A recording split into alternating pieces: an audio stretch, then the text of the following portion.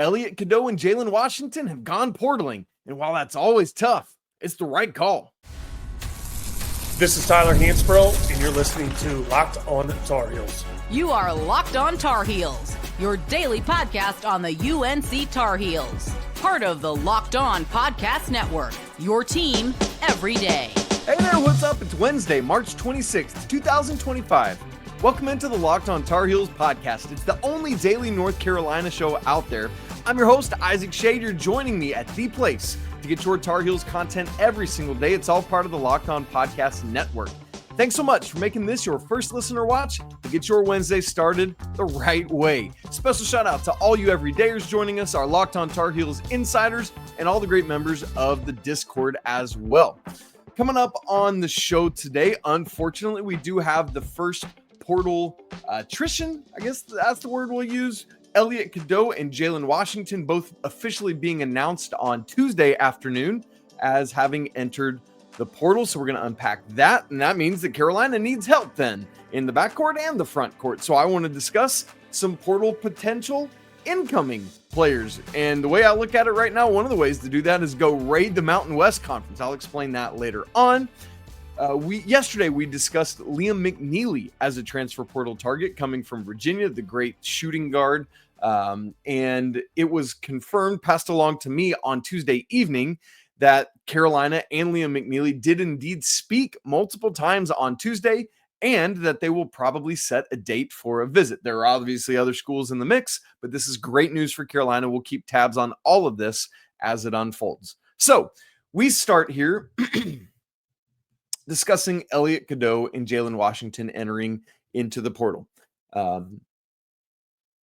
We had talked on yesterday's show. We did a stay or go segment on, basically I laid out either who I thought would or should stay at Carolina or go to either the portal or the NBA draft or whatever it may be. With both Elliot and Jaylen Washington, I put them in the go category, and that's where we now are. So consequently, that, obviously always changes the scholarship chart. And I love my scholarship chart, so we're going to bring it up here as we're watching, and we'll look at that in a little bit. But I think before we get into just the nuts and bolts and some other stuff, I never want to be so transactional with these things that we forget the humanity in it. These are two young men that chose to come to North Carolina. In Elliot's case, a year early. In Jaylen Washington's case, a young man who had these injuries, was a highly talented and respected player, and chose to come to North Carolina. So I just want to say thank you both to Elliot and to Jaylen Washington for making this part of your for making this part of your college experience. And it's a different day and age, right? Where this is going to happen more often than it's not, where players are going to end up playing for multiple schools by the time they graduate or move on or whatever it is. And now, unfortunately, that's going to be the case with both of these guys. Let's start with Elliot Cadeau side of things. It's, as I thought about Elliot leaving, to me, it's very similar to Caleb Love. And in that, I mean that it will ultimately and unfortunately, I think, be better for both sides. I think because of some of the struggles that Elliot has had in a multitude of ways, there has been a lot of animosity his way, particularly on social media. Now, part of it is that is the new era. That is this day and age. If you are being paid and treated as a professional, then people are going to come at you, and you're not going to be viewed as a kid anymore at the same level as you were. I'm not saying it's right, and I'm not saying I think people should be shouting from behind the computer screen, but it's what happens. So I just think that for Elliot and his family, I think just being able to get a fresh start is probably for the best. I think for Carolina, it's kind of the same way, and that is what it is. The reality is that Elliot was playing much more, I would say, confidently and capably. Both of those things are true down the stretch of the season. The Duke game, a couple of the other postseason games. And my hope for Elliot is that he will be able to go take that somewhere, build on that wherever it is that he lands, and take next steps. He's from up New Jersey way. I don't know if he'll wind up somewhere up there, Rutgers or St. John's, back with Simeon Wilcher. How weird would that be after Simeon decommitted from North Carolina after Elliot came? But I really do hope Elliot's able to take next steps. And I feel so divided on it with Elliot, and I know the fan base does as well. Like, we hear this all the time. That I'm trying to, and maybe it's Caleb Love, maybe it's another comparison there, but I don't remember a time where the fan base was so divided on, no, we can't lose Elliot, and cheering that he's gone. Like, it's wild. It's so weird to me to see both sides of that. But I get, I was trying to think of it, and ultimately, at the end of the day, these things are true. Elliot is a 6'1", emotionally unstable on court at times, foul prone, turnover prone, non-shooting, high assist point guard. I can run us back through that, but it's all true. A 6'1", often emotionally unstable on court, foul prone, turnover prone, non-shooting, but high assist point guard. And when I say non-shooting, not that he can't, it's just that Elliot is often reticent to do so. We've been tracking all year the first half foul issues. We've been tracking all year the first half and game-long turnovers. Like, it is a real thing. Now, it's interesting because there was a narrative that went out, I think must have been on Monday, that Elliot was asking for this money and the school wasn't willing to give that. And I don't know where that came from, where that was started. But Elliot's mom, who we know is prone to take to Twitter, although I think she's dialed that back this year, she said, quote, "For the record, Elliot hasn't asked for anything. If it was for the money, he wouldn't have been at UNC in the first place. Whomever started that rumor has an agenda for sure." Interestingly enough, that tweet has now been deleted. I don't think because it wasn't factual. My take on it is just that it's like, it didn't help anything, but it's part of this whole thing. And again, part of why I think it's like, at this point, it's probably just best to go your separate ways and everyone else shake hands and we move on. I had a couple of interesting responses from our Locked On Tar Heels insiders. By the way, for these insiders, I'm dropping every rumor I hear when people pass. When I get literally sourced stuff to me, I'm passing that straight to the insiders, nowhere else. And so if you want in on that, that link is in the show notes. We'd love to have you. From Marion, who's one of our insiders, she said, "I thought Elliot, was promising since he is an elite passer, but maybe not." Well, Marion, multiple things can be true there, I think, is my response to that, because it's an interesting question. Elliot's elite passing is very tantalizing, but that alone is not enough to make up an ACC lead point guard. There has to be consistency in other areas that make him a complete package. And that hadn't consistently been true of Elliot. At times it was, but not always. Donnie Strickland asked on our insiders, "What do you think about Seth as point guard?" Because moving forward, then it's like, okay, so what are we going to do? RJ Davis is gone. Elliot Cadeau now gone. And then Seth would be the guy. Neither Derek Dixon or Isaiah Dennis are ready to step into that role next year. Maybe eventually, but not right now. So this is the big question for me from Donnie, because I truly think, and I have reason to believe, that Seth will be a North Carolina Tar Heel in 2025-26. I truly believe that. So the big question is then, is Seth your guy to run the point? Is that a skill set that would put both he and Carolina in the best position to win? If he's your guy to do that, you go spend money somewhere else and just let Seth run that show. If you don't believe he is, which I don't think that's the best thing for either Seth or North Carolina next season, then I think you have to go get another point guard. And we'll talk about some options here today and in the coming days. But somebody that can combine with Seth, that lets Seth get out and run and go and attack and do all the things that make Seth so great at what he does. As for Jaylen Washington, he leaves Seth Trimble alone as the lone remaining member of the class of 2022. Remember, these two guys, along with Tyler Nickel and along with Will Shaver, all came in together. Will was, let's be honest, was never a high major level basketball player. great practice player, but wound up going back home to UAB, if I remember correctly, which is where he's from, the Birmingham area there. That was a good move for him. Tyler Nicholas bounced around a couple times now to Virginia Tech and was at Vanderbilt this year, where he had a great year down at Vandy, and they made the tournament. It was great stuff. But this leaves Seth alone, and I think that is a difficult thing for him because he just has lost RJ Davis, who, very emotionally close to, has lost Jaylen Washington, who's his buddy in his class. That's hard, man. I know that it is hard from conversations I've had. As for Wash, man, I think he was put in a difficult situation. He was this year unfairly thrust into having to be the starting five, either because the staff mistakenly thought that he could do that, misevaluated that, or because of the misses in the portal, kind of had to default to that. And I think a lot of us, I said this all offseason long. It's not going to work. Jaylen Washington is not your five. Backup five, great. Absolutely. And that's what he turned into. But as the starting five, Carolina is not going to be successful. We saw that with Jaylen Washington. He wasn't strong enough. That last game against Ole Miss was a great example. He just got bullied, man. Bullied. I believe that his previous injuries in high school really stunted his development because the skill, the shooting, all of that really is there. But Wash just hasn't come along as quickly. What's funny? Coach Davis had said for so long, like, hey, Jaylen Washington, best shooting big man I've ever seen. And that touch is there. But this year, it really felt like either Wash was unwilling or maybe he had been asked not to shoot as much as he had last year. And even then, it wasn't a high volume. So that never really came to fruition.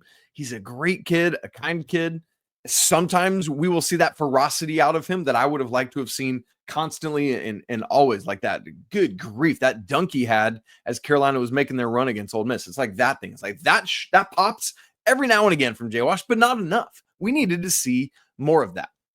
And it just never fully came together for Wash. And so now he is in the transfer portal. And this is part of the problem of the portal era with both of these guys. Because what would have been a phenomenal story is if Jaylen Washington gets to his senior year this year, Elliot Cadeau gets to his junior year, and suddenly, boom, the lights click on.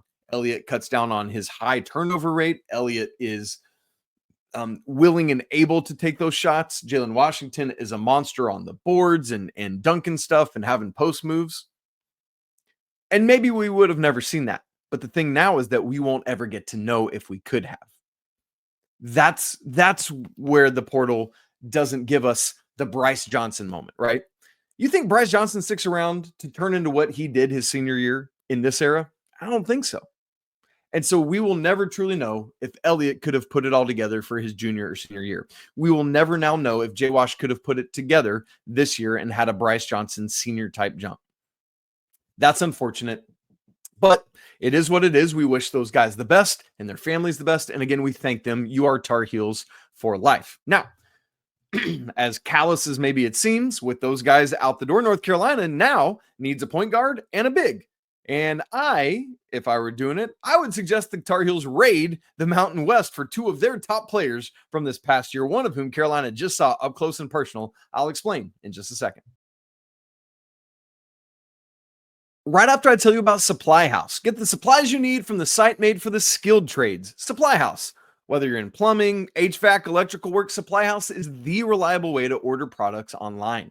Their easy-to-use website is packed with helpful resources and the latest product info to help you get the job done right. Plus, with a complete inventory of over 200,000 parts from over 400 top brands, you'll find exactly what you need, delivered fast and from coast to coast. You need help with an order? Supply House offers expert support and industry-leading service, so you'll always get to talk to a real person.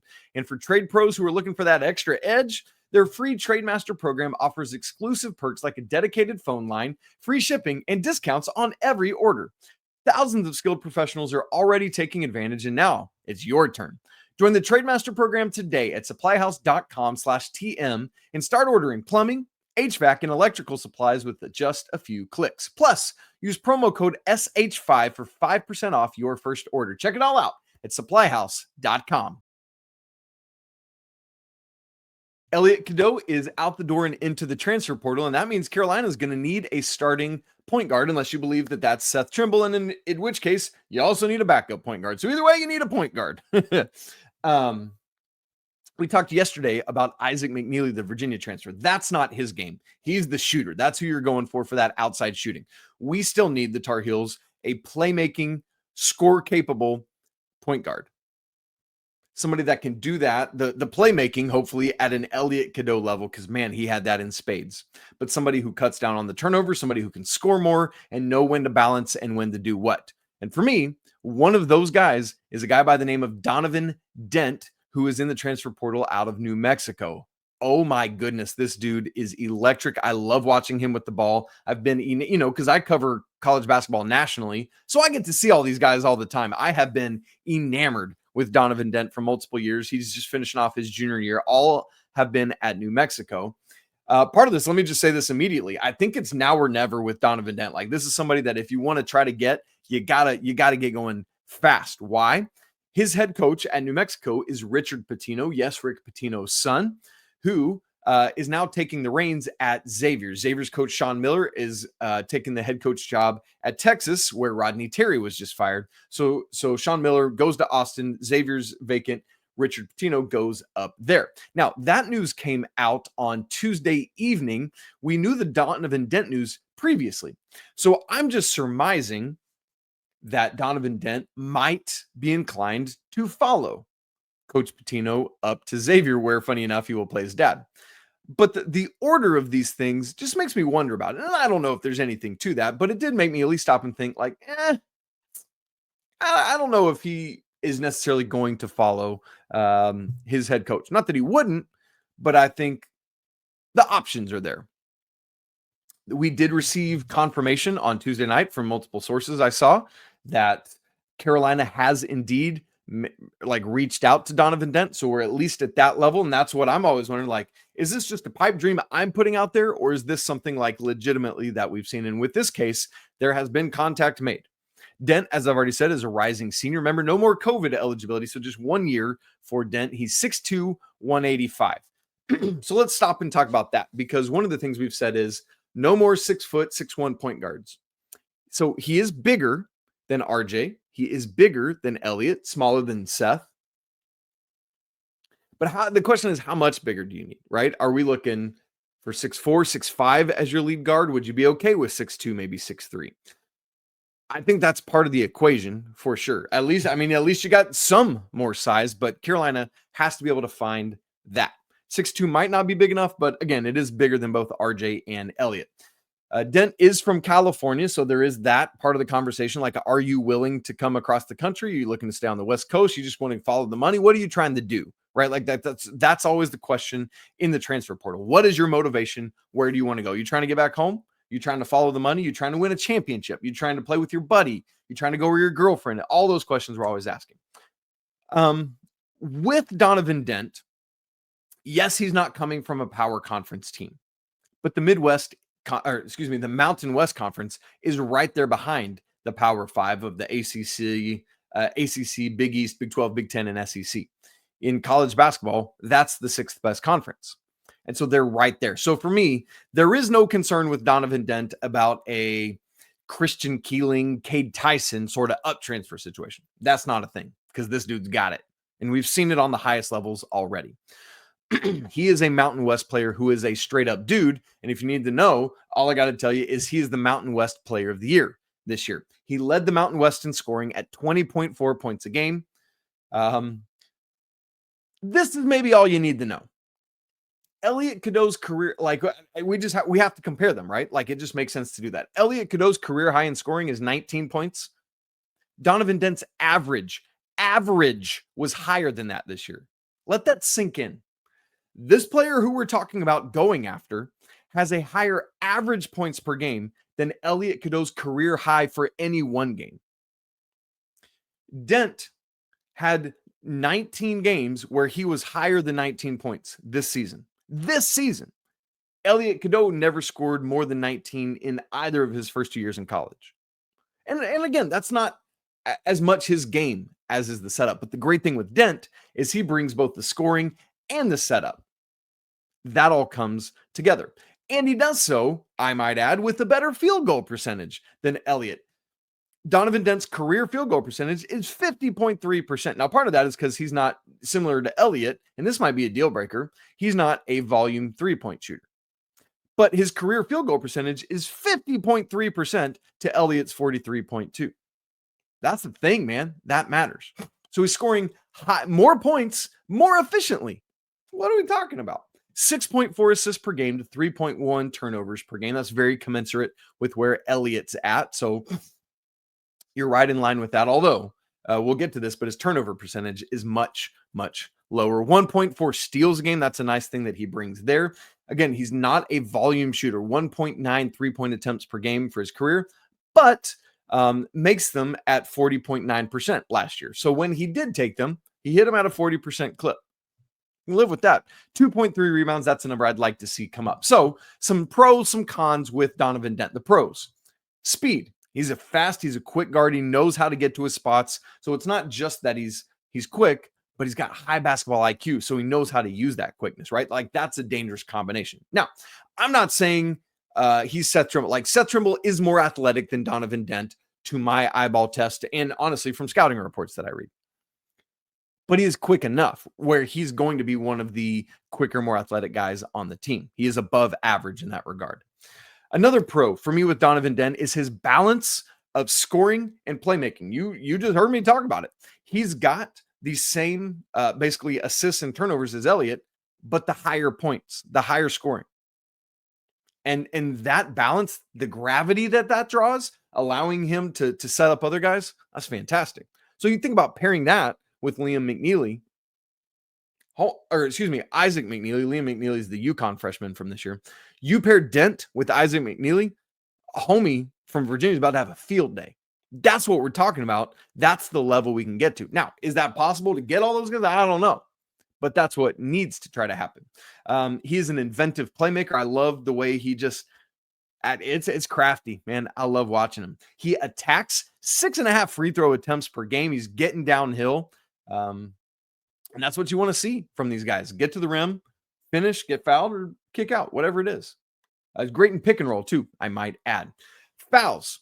He does not commit fouls. And the only reason I even looked that up is because we have struggled with that with our point guard the past 2 seasons. Donovan Dent has fouled out once in his 3-year career in 104 games. In fact, only 8 games has he even gotten to 4 fouls. That's 9 games out of 104 where he's either had 4 or 5 fouls. That means that he's only gotten to that threshold in 8.7% of his entire career. Cadeau, on the other hand, let's compare and contrast, shall we? Fouled out 6 times in his 2 years. Got up to 4 fouls 15 times in his 2 years. So that's 21 times in 74 games that he either got to 4 or 5 fouls. That's 28.4% of his games, meaning just shy of 30% of Carolina's games, Elliot Cadeau was in some serious foul trouble. Whereas with Donovan Dent, it's less than 10%. You see all these comparisons. Turnover percentage, that's another bugaboo. The raw assists and turnovers look very similar to each other. And Elliot's assist percentage is slightly higher than Donovan's. I think it's like 38% to 35% last year.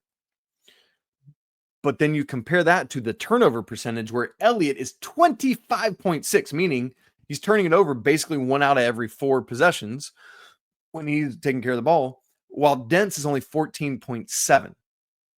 That's a massive difference, and that's why a lot of the pros there with Dent. As far as cons, he is bigger than Elliot and RJ, but he's still not that 6'3", 6'4". I think that's a hindrance. Rebounding, I need to see an improvement there, just over 2 rebounds a game. And again, I said it, but this could be the deal breaker. The fact that he is not a volume 3-point shooter. You know, we've seen Elliot a little more willing to do that, but it's that same kind of thing of like, dude, you got to be able to do that. You got to be able to pull that. And I like, is that there? That's something Carolina's going to have to decide how much it matters. At times, because of his capability to get to the rim, he'll force finishes a little bit. He just needs to get a little smarter and wiser with that. And then there's the defensive intensity, man. And because he goes so hard on offense, he's not always putting that out defensively. I need to see that from Donovan Dent. So look, when I set up these transfer portal targets, I'm not just going to give you the rosy picture. I want to give you the possible warts as well. And so I hope I've painted that picture for you with Donovan Dent.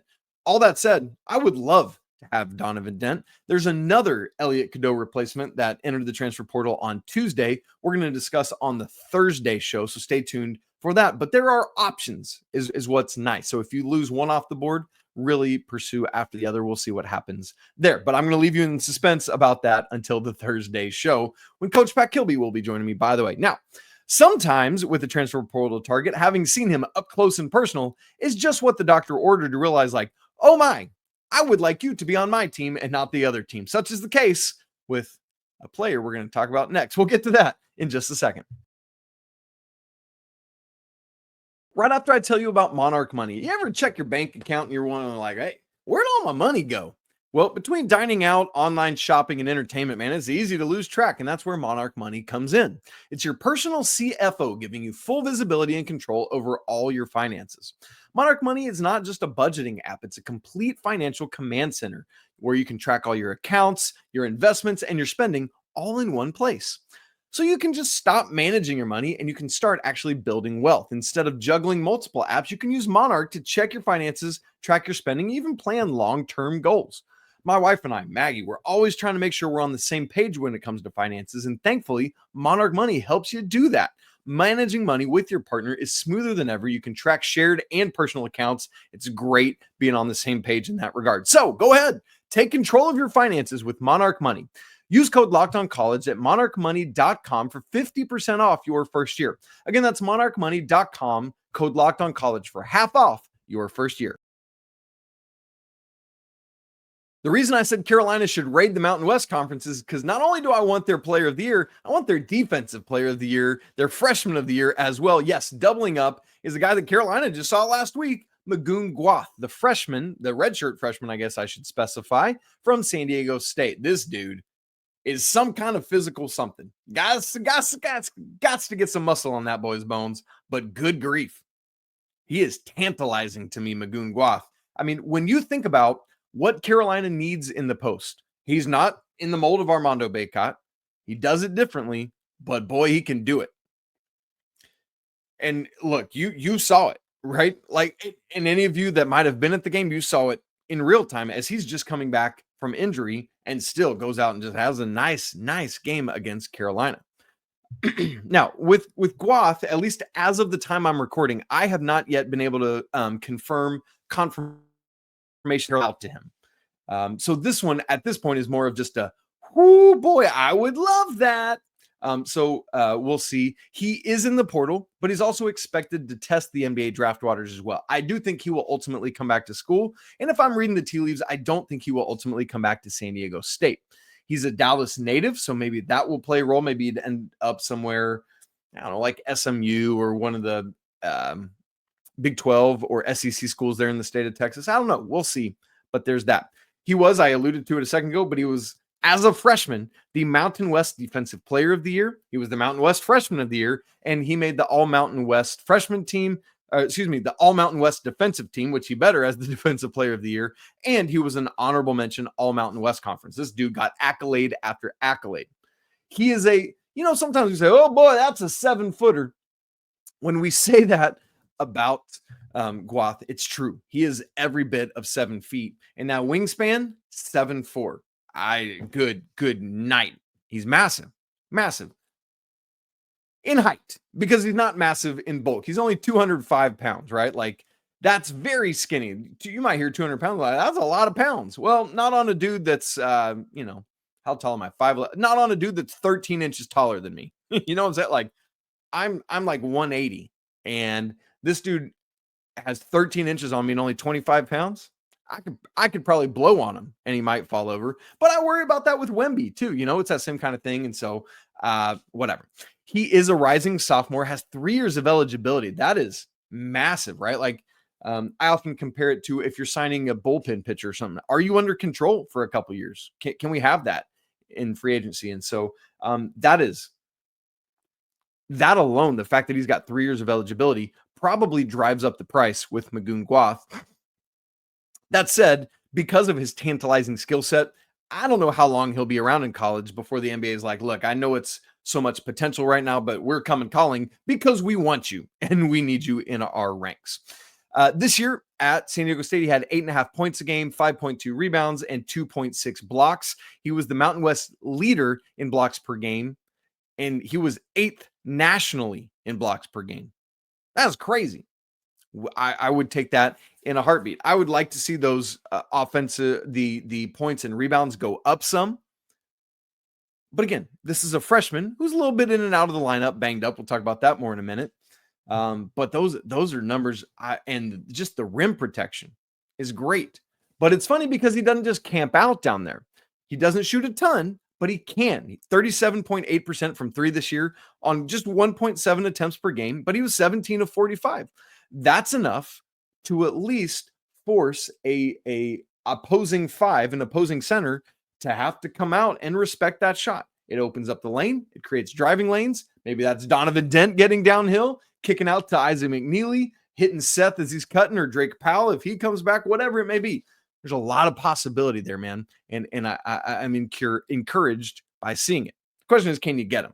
Because he's definitely raw. He is raw. But boy, there's a lot of potential. And to me, that's worth a shot to go get him. Because you've already seen it. The shot blocking is there, right? Like we experienced that. I can't remember how many blocks he had against Carolina. That should probably go look that up. That'd be pretty funny. But when you think about it with Carolina's, we talked some about the personnel there. I was just envisioning some of that. But even think about it in terms of like, if Ben Allen Lubin sticks around, for example, what a nice change of pace that would be to start Magoon Gwath. He plays 5, 6, 7 minutes, goes to take a breather, and then comes Ben Allen Lubin, who does it wildly different. And that means then that the opposition has to respect that and figure out how to defend differently.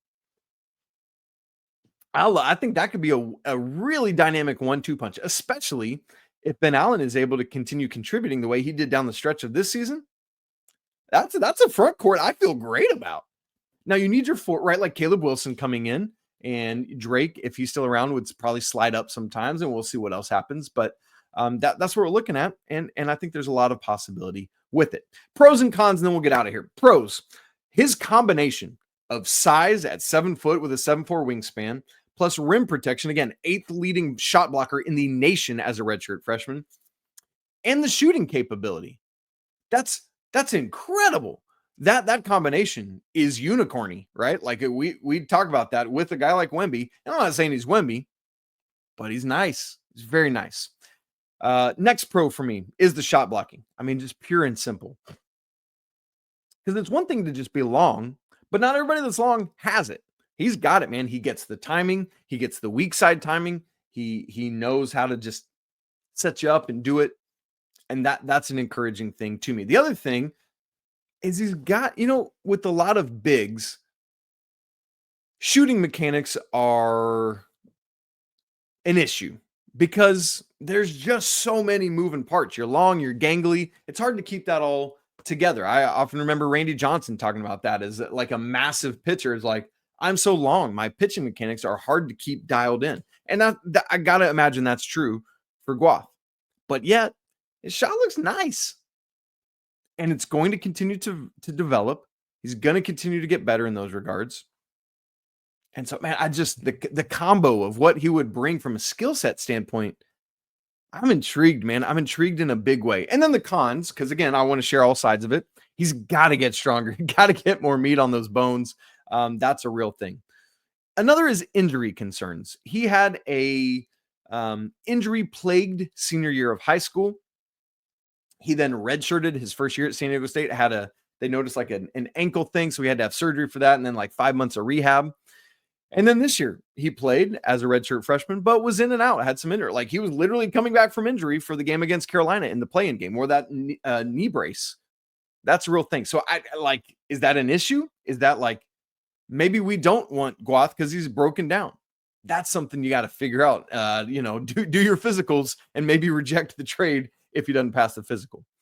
And then the other con I would say is that he just doesn't fully trust his shot yet. He's learning to, but it's not there, right? Like he's not just going to pop out quick trigger. Like there's a little bit of methodical getting ready to that thing with Magoon Gwath. But man, end of the day, if Carolina can go out and get him, and look, we don't even know. There's still 16 teams playing. There's guys that haven't entered yet. It's literally only been open for this point for 3 days.